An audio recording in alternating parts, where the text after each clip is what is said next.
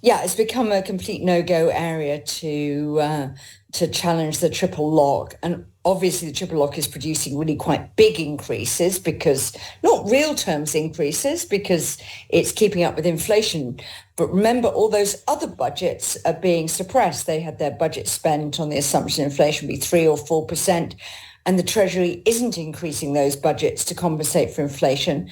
Whereas for pensions, they just go up with the higher of earnings, of inflation, or what now seems quite far distant, 2.5%, but at various times. So, it was designed to compensate for the fact that over quite a long period, sort of state pensions were drifting down relative to earnings.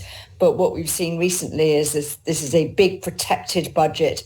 And, where the public finance is very tight, it's sort of squeezing out other budgets. I mean, on top of that, there's sort of other bits of, pensioner welfare, whether it's the TV license, which I think the BBC is getting rid of, the license for the over 75s, free TV licenses, Yes. free travel, which puts big pressure on transport budgets. And we've seen a bit of rolling back of that in London, certainly, with the deal for TfL, which said you can't use your certain times of the day Freedom Pass before 9:30, Yes. which was through before 2012 when it was first introduced. And then Boris Johnson as mayor, though all the mayoral candidates in that election agreed to just let people use it anytime. So we do have, this sort of fact that, pensioners... those passes are only quite 60 though. protected. They're for 60-year-olds, the free transport passes. So it's not when you retire. It's for 60-year-olds when the state pension age is 67.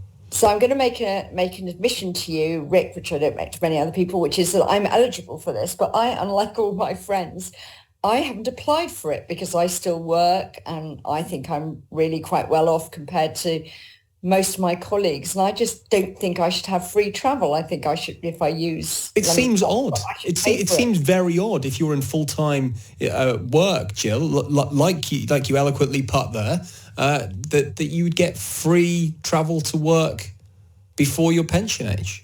Well, I think it's pretty absurd. But if you want to enrage a lot of people on Twitter, can I suggest you post a tweet, as I have done once or twice, or post a post or whatever I'm supposed to do on X nowadays, saying, actually, really, shouldn't we look again at moving up the age or tying it to when you leave employment, or...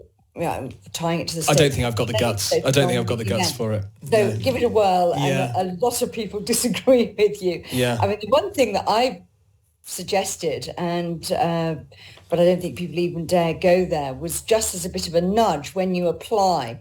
They make you take a form saying, my financial circumstances mean that I need this. I think that would put off quite a lot of the people I know who have these passes, maybe not most people, so you can find... Really? There's a box for that? Prepared to say they sort of needed it. Or you had an option of saying, if you don't, if you're eligible but don't take this, then TfL will do something to subsidise... Send you a cake. ...fares of people at the lower end, sort of apprentices or something like that, which would Okay. make you feel you're giving a bit back.